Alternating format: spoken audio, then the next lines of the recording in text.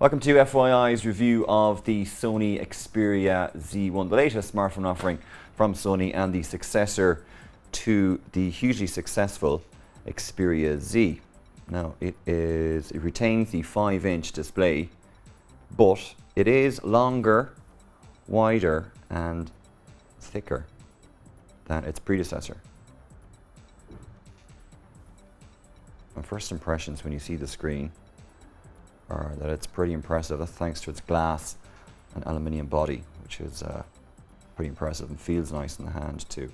Let's take a tour then, shall we? Here we have on-off button, volume rocker, camera shortcut, lanyard hole, SIM slot, other side, micro SD slot. Here's our charging port and an area for docking. Okay. Bottom, we have speakers. And the top is a pretty fancy waterproof headphone jack. You may notice it doesn't contain the waterproof flaps like these guys have here.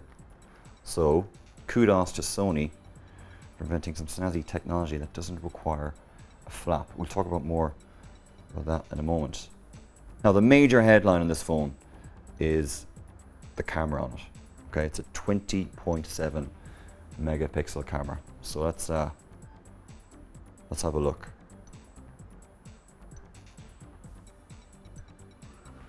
Here are options: Superior Auto, Manual, Info-Y, which claims to give you information on landmarks. I'll take its word, I haven't tested it. Social Live, to share special moments live via Facebook.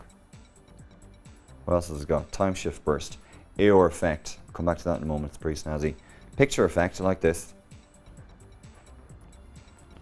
9 effects there.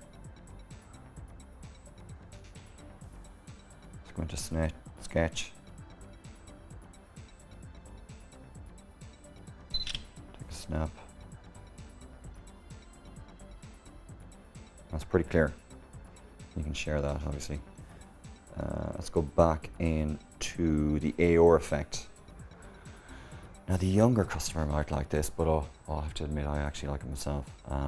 This is not about me, maybe. Anyway, if you wanted to have a fairy tale theme in your picture, maybe a few dinosaurs as you do, click on the dinosaur option, hold it for a moment, and we have a dinosaur themed picture.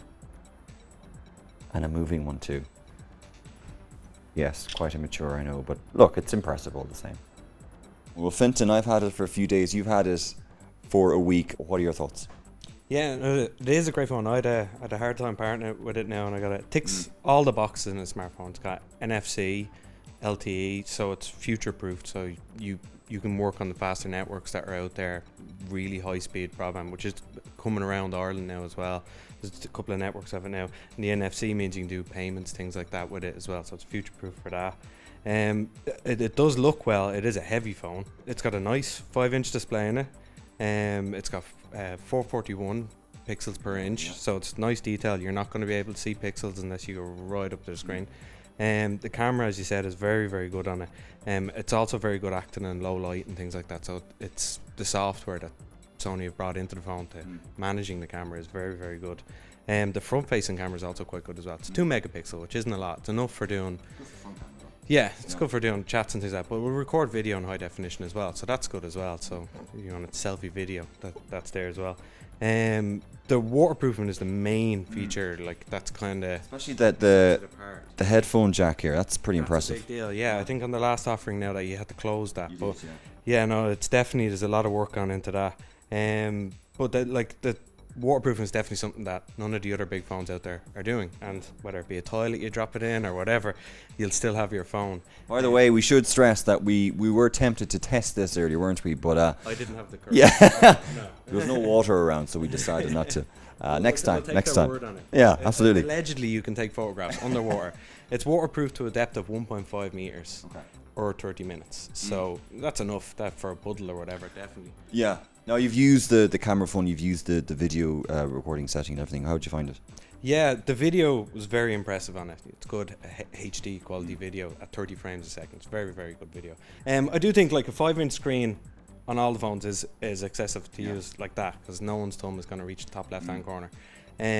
But if you're on Facebook and watching movies and all, it's great. A lot of people are going to use both hands while working with it and all. That's just the nature of the new 5-inch screens that we're coming across. The weight is the one thing, and size, as you said. They're probably the biggest drawbacks. It's not as light as the S4, and it doesn't fit snugly in your pocket. It is very nicely finished. One of the things that would add weight is this nice glass back. It looks lovely, doesn't it? Makes it look very nice, yeah. The button placement is another thing that people will find a drawback. If you haven't had a Sony phone before, the volume rocker and all down lower on the right hand side of the phone, which puts it in your palm when you're holding it. So most of the other phones would have it on the left hand side high up, so it's easier to get to while you're using the phone. So it can be a little frustrating, but they're sticking with it. Sum it up them in a few sentences. I know we've touched on its biggest gripe is that it's probably a little bit big, but overall, what's your feeling? I think if you want a phone that's as powerful as a laptop, Nearly as big as one too. yeah, nearly as big. I do think this is kind of the premium phone out there at the moment. It has a premium price to go with that, but if you're getting it on contract, it's definitely a good buy. You're going to get everything you need in this.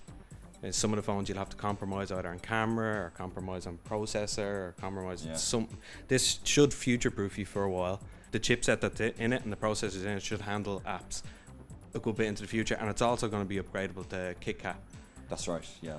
Android KitKat soon. So it's good to know that you're going to be able to bring it on to whatever comes out in 2 years' time. It's still going to be working. It's still going to be up to date. Okay. Thanks, Vincent. So there you have it, folks. Sony Xperia Z1 will cost you 760 quid in shops.